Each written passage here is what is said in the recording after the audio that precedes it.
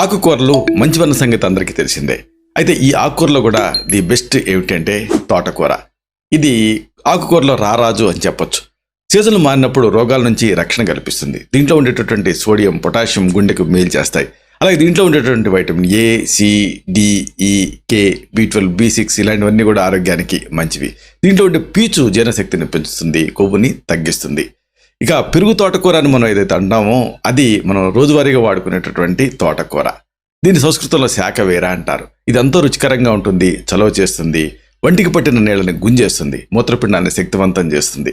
తోటకూర వేళను కడిగి సమూలంగా తీసుకొని ముక్కలుగా తరిగి దంచి చిక్కటి రసం తీసి ఆ రసానికి రసం పొడి కలుపుకొని చారు కాచుకొని తాగితే విరేచనం సాఫీగా అవుతుంది, జీర్ణకోశం బలంగా తయారవుతుంది, మొలల వ్యాధి ఏమైనా ఉంటే తగ్గుతుంది, రక్తస్రావాన్ని తగ్గించే నేచర్ దీనికి ఉంది.